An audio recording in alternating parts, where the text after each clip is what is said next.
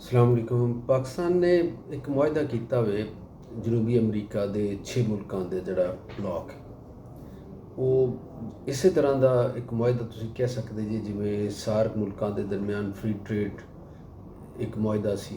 ਉਸ ਤੋਂ ਬਾਅਦ ਜਿਵੇਂ ਯੂਰਪ ਦੇ ਮੁਲਕਾਂ ਨੇ ਯੂਰਪੀ ਯੂਨੀਅਨ ਦੇ ਮੁਲਕਾਂ ਦਾ ਆਪਸ 'ਚ ਮੁਆਹਦਾ, ਔਰ ਜਿਵੇਂ ਦੁਨੀਆ ਦੇ ਹੋਰ ਜਿਹੜੇ ਬਲੌਕ ਹੈਗੇ ਨੇ ਤਾਕਤਵਰ, ਉਹ ਆਪਸ 'ਚ ਮੁਆਹਦਾ ਕਰਦੇ ਨੇ। ਇਸ ਮੁਆਹਦੇ ਦੇ ਤਹਿਤ ਹੁੰਦਾ ਇੰਝ ਕਿ ਜਿਹੜੇ ਟੈਰਫ ਹੁੰਦੇ ਨੇ, ਜਿਹੜੇ ਟੈਕਸਿਸ ਹੁੰਦੇ ਨੇ ਤੁਹਾਡੀ ਚੀਜ਼ਾਂ ਦੇ ਉਸ ਮੁਲਕ ਦੇ ਵਿੱਚ ਜਾਣ ਦੇ ਉੱਤੇ, ਉਹ ਖਤਮ ਕਰ ਦਿੱਤੇ ਜਾਂਦੇ ਨੇ ਜਾਂ ਉਹਦੀ ਇੱਕ ਸਤ੍ਹਾ ਜਿਹੜੀ ਉਹ ਘੱਟ ਕਰ ਦਿੱਤੀ ਜਾਂਦੀ, ਜਿਹਦੀ ਵਜ੍ਹਾ ਨਾਲ ਤੁਹਾਨੂੰ ਉੱਥੇ ਚੀਜ਼ ਪਹੁੰਚਾਉਣੀ ਸੌਖੀ ਹੋ ਜਾਂਦੀ। ਪਾਕਿਸਤਾਨ ਪਹਿਲੀ ਦਫਾ ਸਾਊਥ ਅਮਰੀਕਨ ਬਲੌਕ ਦੇ ਵਿੱਚ ਦਾਖਲ ਹੋਇਆ। ਇਹ ਗੱਲ ਜ਼ਿਆਦਾ ਅਹਿਮ ਇਸ ਵਾਸਤੇ। ਇਸ ਤੋਂ ਪਹਿਲੇ ਪਾਕਿਸਤਾਨ ਦੇ ਉਹਨਾਂ ਨਾਲ ਜਿਹੜੇ ਸਫਾਰਤੀ ਰਵਾਬਤ ਨੇ ਉਹ ਵੀ ਕੋਈ ਬਹੁਤ ਆਲਾ ਸਤ੍ਹਾ ਦੇ ਨਹੀਂ ਹੈਗੇ, ਔਰ ਬੜੀ ਹੈਰਤ ਹੁੰਦੀ ਸਾਨੂੰ ਉਦੋਂ ਜਦੋਂ ਅਸੀਂ ਵੇਖਦੇ ਨੇ ਕਿ 2004 'ਚ ਪਹਿਲੀ ਵਾਰ ਕੋਈ ਪਾਕਿਸਤਾਨ ਦਾ ਹੈੱਡ ਆਫ ਸਟੇਟ ਜਿਹੜਾ ਹੈ ਉਹ ਇਹਨਾਂ ਮੁਲਕਾਂ ਦੇ ਦੌਰੇ 'ਤੇ ਗਿਆ। ਇਹ ਮੁਲਕਾਂ ਦੇ ਕਈਆਂ ਦੇ ਨਾਂ ਤੁਸੀਂ ਸੁਣੇ ਹੋਏ ਨੇ, ਅਰਜਨਟਾਈਨ ਦਾ ਨਾਂ ਸੁਣਿਆ, ਬ੍ਰਾਜ਼ੀਲ ਦਾ ਤੁਸੀਂ ਸੁਣਿਆ ਹੋਇਆ, ਚਿਲੀ, ਐਕਵਾਡੋਰ, ਵੈਨਜ਼ੂਏਲਾ, ਪੈਰਾਗੁਏ, ਯੂਰਾਗੁਏ। ਇਹਨਾਂ ਮੁਲਕਾਂ ਦੇ ਨਾਂ ਤਾਂ ਅਸੀਂ ਸੁਣਦੇ ਹਾਂ, ਲੇਕਿਨ ਅੱਜ ਤੱਕ ਅਸੀਂ ਇੱਥੇ ਜਿਹੜੇ ਆਪਣੇ ਵਾਸਤੇ, ਸਾਡੀ ਮਈਸ਼ਤ ਵਾਸਤੇ ਅਪਰਚੁਨਿਟੀਜ਼ ਨੇ, ਉਹਨਾਂ ਨੂੰ ਐਕਸਪਲੋਰ ਕਰਨ ਦੀ ਕੋਸ਼ਿਸ਼ ਨਹੀਂ ਕੀਤੀ। ਔਰ ਇਹਦੇ ਵਿੱਚ ਜ਼ਾਹਿਰ ਹੈ ਜਿਹੜੀਆਂ ਹਕੂਮਤਾਂ ਆਈਆਂ ਨੇ, ਜਿਹੜੀਆਂ ਬਾਰ-ਬਾਰ ਆਈਆਂ ਨੇ, ਜਿਹੜੀ ਲੀਡਰਸ਼ਿਪ ਕਹਿੰਦੇ ਨੇ ਆਪਣੇ ਆਪ ਨੂੰ ਕਿ ਅਸੀਂ ਬੜੇ ਤਜਰਬਾਕਾਰ ਹੈਗੇ ਹਾਂ, ਦੁਨੀਆ ਸਾਨੂੰ ਜਾਣਦੀ, ਉਹਨਾਂ ਦਾ ਵੀ ਕਸੂਰ। ਲੇਕਿਨ ਪਹਿਲੀ ਦਫਾ ਜਿਵੇਂ ਮੈਂ ਦੱਸਿਆ 2004 ਦੇ ਵਿੱਚ ਜਨਰਲ ਪਰਵੇਜ਼ ਮੁਸ਼ੱਰਫ ਇਹਨਾਂ ਮੁਲਕਾਂ ਦੇ ਦੌਰੇ 'ਤੇ ਗਏ, ਔਰ ਉੱਥੇ ਜਾ ਕੇ ਉਹਨਾਂ ਨੇ ਇਹ ਖੁਆਇਸ਼ ਦਾ ਇਜ਼ਹਾਰ ਕੀਤਾ ਕਿ ਪਾਕਿਸਤਾਨ ਇਹਨਾਂ ਮੁਲਕਾਂ ਦੇ ਨਾਲ ਟ੍ਰੇਡ ਵਧਾਉਣਾ ਚਾਹੁੰਦਾ ਹੈ। ਅਤੇ ਕੁਝ ਇਸ ਅਮਲ ਵਾਸਤੇ ਇਹਨਾਂ ਮੁਲਕਾਂ ਦੇ ਵਿੱਚ ਸਫਾਰਤੀ ਮਿਸ਼ਨਸ ਜਿਹੜੇ ਨੇ ਪਾਕਿਸਤਾਨ ਦੇ, ਉਹ ਵੀ ਕਾਇਮ ਕੀਤੇ ਗਏ। ਕੁਝ ਜਗ੍ਹਾ 'ਤੇ ਸਫਾਰਤਖਾਨੇ ਕਾਇਮ ਕੀਤੇ ਗਏ, ਅਮਲਾ ਉੱਥੇ ਮੌਜੂਦ ਹੈ, ਕੰਮ ਵੀ ਕਰ ਰਿਹਾ। ਲੇਕਿਨ ਜਨਰਲ ਪਰਵੇਜ਼ ਮੁਸ਼ੱਰਫ ਦੇ ਜਾਣ ਤੋਂ ਬਾਅਦ ਇਹ ਪ੍ਰੋਸੈਸ ਇੱਕ ਦਫਾ ਫਿਰ ਫਰਾਮੋਸ਼ ਹੋ ਗਿਆ। ਔਰ ਉਸ ਤੋਂ ਬਾਅਦ ਜਿਹੜੀਆਂ ਗਵਰਨਮੈਂਟਸ ਆਈਆਂ, ਪੀਪਲਜ਼ ਪਾਰਟੀ ਦੀ ਗਵਰਨਮੈਂਟ ਆਈ, ਮੁਸਲਿਮ ਲੀਗ ਨੂਨ ਦੀਆਂ 2-3 ਹੁਕੂਮਤਾਂ ਆਈਆਂ, ਤਹਿਰੀਕ ਇਨਸਾਫ ਦੀ ਹੁਕੂਮਤ ਆਈ, ਕਿਸੇ ਨੇ ਇਸ ਪਾਸੇ ਧਿਆਨ ਨਹੀਂ ਦਿੱਤਾ। ਹੁਣ ਇਸ ਦਫਾ ਵੀ ਮੈਨੂੰ ਲੱਗਦਾ ਕਿ ਇਹ ਹੁਕੂਮਤ ਦਾ ਸ਼ਾਇਦ ਇਨੀਸ਼ੀਏਟਿਵ ਨਹੀਂ ਹੈਗਾ, ਅਗਰਚੇ ਵਫਾਕੀ ਕਬੀਨਾ ਨੇ ਉਸ ਮੁਆਹਦੇ ਦੀ ਮਨਜ਼ੂਰੀ ਕੱਲ੍ਹ ਦਿੱਤੀ, ਲੇਕਿਨ ਮੇਰਾ ਖਿਆਲ ਹੈ ਕਿ ਜਿਹੜਾ ਪ੍ਰੋਸੈਸ ਜਨਰਲ ਪਰਵੇਜ਼ ਮੁਸ਼ੱਰਫ ਦੇ ਦੌਰ ਤੋਂ ਚੱਲਿਆ ਸੀ, ਉਹ ਕਿਤੇ ਨਾ ਕਿਤੇ ਫਾਈਲਾਂ ਦੇ ਵਿੱਚ ਹੈਗਾ ਸੀ, ਅਤੇ ਉਹ ਫੈਸਲਾ ਸਾਜ਼ ਹਲਕਿਆਂ ਨੇ ਉਹੀ ਫਾਈਲ ਜਿਹੜੀ ਹੈ ਉਹ ਇਸ ਹੁਕੂਮਤ ਨੂੰ ਕੱਲੀ ਕਿ ਤੁਸੀਂ ਇਹਨੂੰ ਅੱਗੇ ਵਧਾਓ। ਇਹਦੀ ਜ਼ਰੂਰਤ ਇਸ ਵਾਸਤੇ ਵੀ ਪੇਸ਼ ਆਈ ਕਿ ਪਾਕਿਸਤਾਨ ਥਰੂ ਆਊਟ ਰਿਹਾ ਵੇ ਅਮਰੀਕਨ ਬਲਾਕ ਦੇ ਵਿੱਚ, ਔਰ ਅਮਰੀਕਨ ਬਲਾਕ ਦੇ ਵਿੱਚ ਜਿਹੜੇ ਜਿਹੜੇ ਮੁਲਕ ਰਹੇ ਨੇ ਜਾਂ ਹੈਗੇ ਨੇ, ਉਹ ਪਾਕਿਸਤਾਨ ਦੇ ਨਾਲ ਤਾਵਨ ਨਹੀਂ ਕਰ ਰਹੇ।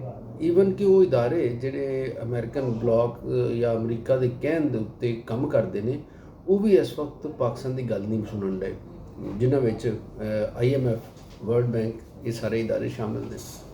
ਅਤੇ ਜਿਹੜੀ ਗੱਲ ਹੈਗੀ ਮੁਲਕਾਂ ਦੀ, ਅਤੇ ਪਾਕਿਸਤਾਨ ਤੁਹਾਨੂੰ ਪਤਾ ਹੈ ਕਿ ਪਿਛਲੇ ਕਈ ਅਰਸੇ ਤੋਂ, ਹੁਣ ਤਾਂ ਬਲਕਿ ਦਹਾਈਆਂ ਹੋਣ ਲੱਗ ਪਈਆਂ, 2-3 ਦਹਾਈਆਂ, 2 ਦਹਾਈਆਂ ਦੀ ਗੱਲ ਹੈ ਕਿ ਈਰਾਨ ਦੇ ਨਾਲ ਅਸੀਂ ਪਾਈਪਲਾਈਨ ਜਿਹੜੀ ਉਹਦਾ ਮੁਆਹਦਾ ਕੀਤਾ ਹੋਇਆ, ਅਸੀਂ ਉਹਨੂੰ ਵਧਾ ਨਹੀਂ ਪਾ ਰਹੇ ਅੱਗੇ।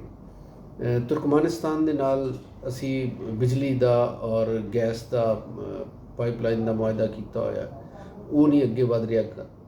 ਫਿਰ ਅਸੀਂ ਜਦੋਂ ਉਹਨਾਂ ਮੁਲਕਾਂ ਨਾਲ ਗੱਲ ਕਰਨੇ ਆ, ਯੂਰਪ ਦੇ ਜ਼ਾਹਿਰ ਜਿਹੜੇ ਇਤਿਹਾਦੀ ਨੇ ਅਮਰੀਕਾ ਦੇ, ਅਤੇ ਉਹਨਾਂ ਨਾਲ ਗੱਲ ਕਰਨੇ ਇਨਵੈਸਟਮੈਂਟ ਵਾਸਤੇ ਔਰ ਇੱਥੇ ਆ ਕੇ ਕੰਮ ਕਰਨ ਦੇ ਹਵਾਲੇ ਨਾਲ, ਉਧਰੋਂ ਸਾਨੂੰ ਜਵਾਬ ਮਿਲ ਜਾਂਦਾ।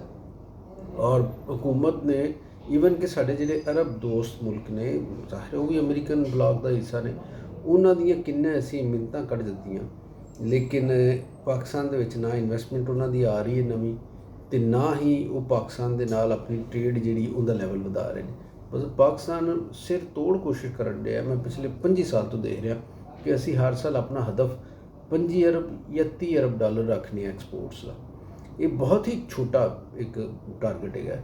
ਇੰਨਾ ਛੋਟਾ ਤਾਂ ਅੰਦਾਜ਼ਾ ਤੁਸੀਂ ਕਰ ਲਓ ਕਿ ਇੰਡੀਆ ਅਤੇ ਚਾਈਨਾ ਜਿਹੜੇ ਨੇ ਉਹ ਇੱਕ ਦੂਸਰੇ ਦੇ ਦੁਸ਼ਮਣ ਨੇ, ਜਿਵੇਂ ਪਾਕਿਸਤਾਨ ਇੰਡੀਆ ਦੇ ਬਾਰੇ ਗੱਲ ਕੀਤੀ ਜਾਂਦੀ।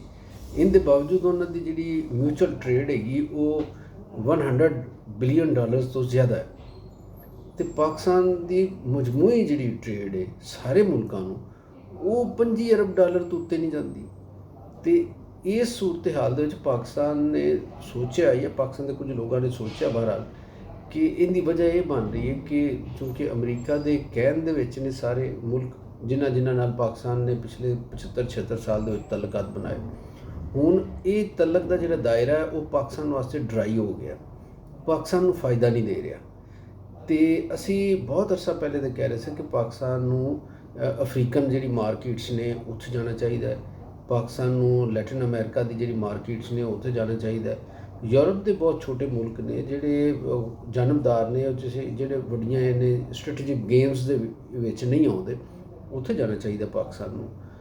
ਅਤੇ ਇਹ ਪਾਕਿਸਤਾਨ ਦੇ ਲੋਕਾਂ ਨੇ ਜਾਂ ਫੈਸਲੇ ਕਰਨ ਵਾਲਿਆਂ ਨੇ ਉਹ 'ਤੇ ਧਿਆਨ ਨਹੀਂ ਦਿੱਤਾ। ਹੁਣ ਮੁਲਕ ਦੇ ਉੱਤੇ ਚੂੰਕਿ ਇੱਕ ਮਾਸ਼ੀ ਦਬਾਅ ਆ ਔਰ ਇਦਾਰੇ ਇੱਥੇ ਬੇਬਸੀ ਮਹਿਸੂਸ ਕਰ ਰਹੇ ਨੇ ਔਰ ਉਹ ਜਿਹੜੇ ਫੈਸਲੇ ਕਰਦੇ ਨੇ ਉਹਨਾਂ ਉੱਤੇ ਅਮਲ ਦਰਾਮਦ ਨਹੀਂ ਹੋ ਪਾ ਰਿਹਾ ਉਹਨਾਂ ਕੋਲੋਂ।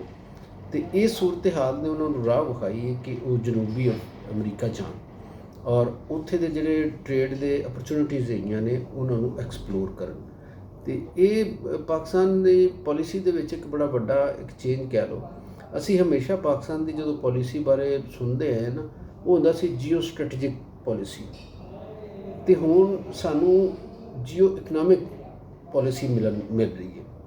ਯਾਨੀ ਤੁਸੀਂ ਆਪਣੀ ਜੁਗਰਾਫੀਆਈ ਹਸੀਅਤ ਨੂੰ ਕਿਸੇ ਜੰਗੀ ਔਰ ਫੌਜੀ ਮੁਹਿੰਮ ਵਾਸਤੇ ਇਸਤੇਮਾਲ ਕਰਨ ਦੀ ਬਜਾਏ ਇਹਨੂੰ ਤੁਸੀਂ ਆਪਣੀ ਮਈਸ਼ਤ ਦੀ ਬਿਹਤਰੀ ਵਾਸਤੇ ਇਸਤੇਮਾਲ ਕਰਨਾ ਚਾਹੁੰਦੇ ਜੀ। ਇਹ ਇੱਕ ਪੋਜ਼ੀਟਿਵ ਔਰ ਬਹੁਤ ਹੌਸਲਾ ਅਫਜ਼ਾ ਮੈਂ ਸਮਝਦਾ ਵਾਂ ਗੱਲ ਹੈ, ਲੇਕਿਨ ਹਾਲੇ ਸਾਨੂੰ ਥੋੜ੍ਹਾ ਜਿਹਾ ਇੰਤਜ਼ਾਰ ਕਰਨਾ ਪਏਗਾ ਕਿ ਇਹ ਕਿੰਨੀ ਕੁ ਅੱਗੇ ਗੱਲ ਵੱਧਦੀ, ਕਿਉਂਕਿ ਆਮ ਤੌਰ 'ਤੇ ਇੱਥੇ ਮਸ਼ਵਰੇ ਤਾਂ ਬਹੁਤ ਹੁੰਦੇ ਨੇ ਪਾਕਿਸਤਾਨ ਦੇ ਵਿੱਚ, ਫੈਸਲੇ ਵੀ ਹੋ ਜਾਂਦੇ ਨੇ, ਲੇਕਿਨ ਉਹਨਾਂ 'ਤੇ ਅਮਲ ਦਰਾਮਦ ਜਿਹੜਾ ਹੈ ਉਹ ਬਾਵਜੂਦ, ਕਿਉਂਕਿ ਬਹੁਤ ਸਾਰੀ ਲਾਬੀਜ਼ ਇੱਥੇ ਐਕਟਿਵ ਹੈਗੀਆਂ ਨੇ ਦੂਸਰੇ ਮੁਲਕਾਂ ਦੀਆਂ, ਅਤੇ ਉਹ ਸੁਸਤ ਕਰ ਦਿੰਦੀਆਂ ਨੇ ਉਸ ਫੈਸਲੇ ਨੂੰ, ਉਹਦੇ 'ਤੇ ਅਮਲ ਦਰਾਮਦ ਨੂੰ ਰੋਕਣ ਦੀ ਕੋਸ਼ਿਸ਼ ਕਰਦੀਆਂ ਨੇ ਔਰ ਉਹਦੇ ਸਮਰਾਤ ਰੋਕਣ ਦੀ ਕੋਸ਼ਿਸ਼ ਕਰਦੀਆਂ। ਅਤੇ ਇਸ ਵਾਸਤੇ ਥੋੜ੍ਹੇ ਦਿਨ ਅਸੀਂ ਇਹ ਜ਼ਰੂਰ ਵੇਖਾਂਗੇ ਕਿ ਇਹਦੇ ਉੱਤੇ ਕਿੰਨਾ ਕੁ ਅਮਲ ਔਰ ਕਿਸ ਰਫਤਾਰ ਨਾਲ ਹੁੰਦਾ ਹੈ।